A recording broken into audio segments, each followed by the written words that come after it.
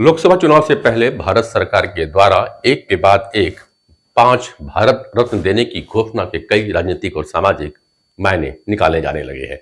लोग इसे बीजेपी की सियासी रणनीति से लेकर सोशल इंजीनियरिंग का भी हिस्सा मान रहे हैं।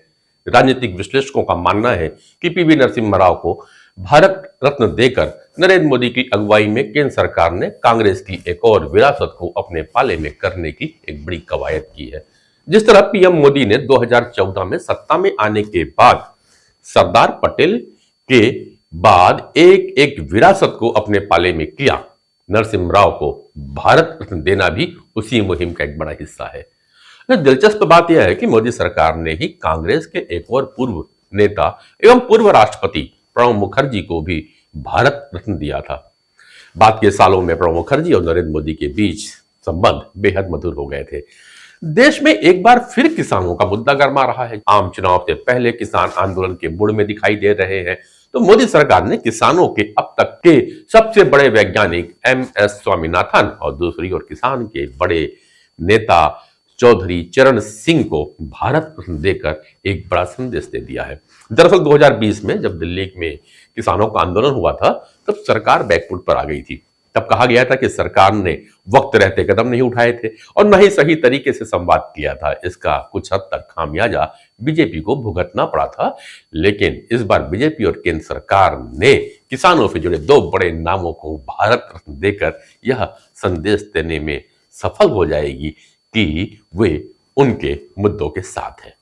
बीजेपी को पता है कि अगर पार्टी को 2019 के मुकाबले अपनी संख्या में बढ़ोतरी करनी है तो उसे दक्षिण के राज्यों में अपना विस्तार करना होगा।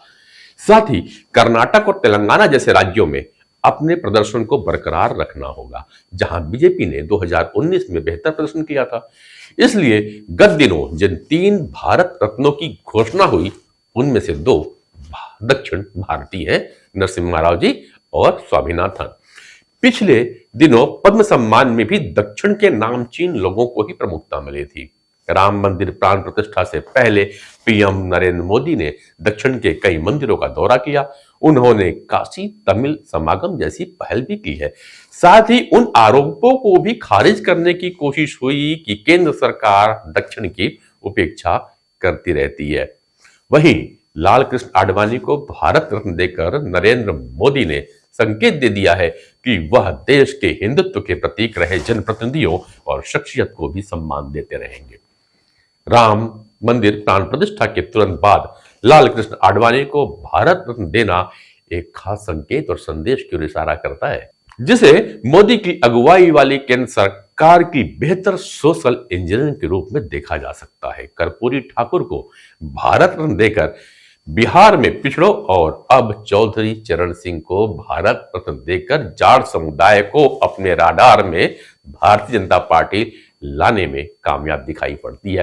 तो दिलचस्प बात है कि दोनों समुदाय अपने अपने इस नायक को भारत रत्न देने की मांग वर्षों से करते आ रहे थे और दोनों से जुड़े समुदाय पिछले कुछ दिनों तक बीजेपी से दूरी बना रखी थी। लेकिन नरेंद्र मोदी ने भारत रत्न का दांव देकर दोनों समुदायों के बीच बड़ा संदेश देते हुए इनसे जुड़े दलों को आम चुनाव से पहले अपने पाले में पूरी तरह से कर लिया है।